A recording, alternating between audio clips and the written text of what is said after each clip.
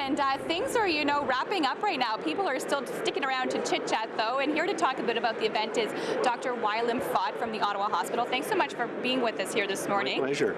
Just talk a little bit about this breakfast and how you think things went this morning. Well, I think the breakfast was very successful. We really enjoyed it. Over the last few years, the numbers that have turned out from the community has just gone up and up, and I think listening to the speakers and how they connected with the audience around their stories was just fantastic. What do you think it means to have those personal stories, people share those real heart-wrenching details of what it's like to go through cancer? I think it makes all the difference. There's very few of us in this room today that haven't been affected by cancer, a family member, and to hear that personal story really brings it home as to the importance of events like this in raising awareness and raising funds for cancer care. And talk about the stats of cancer within our region. They're pretty high.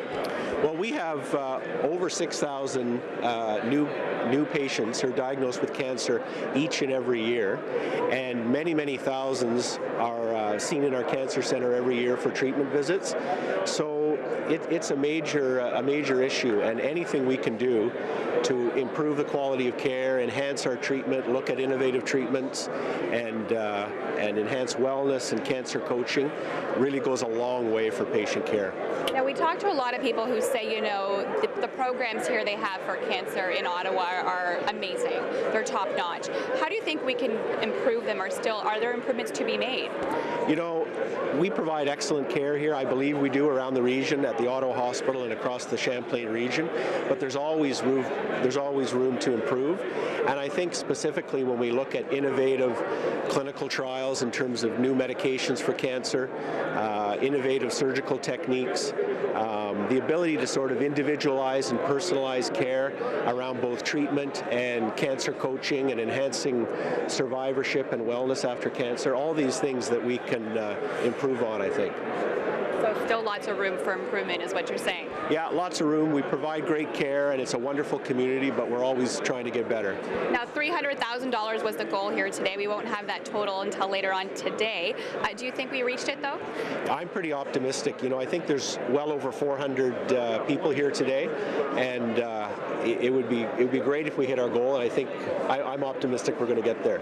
And so where do you go from here in terms of next year planning the bigger breakfast, even more people?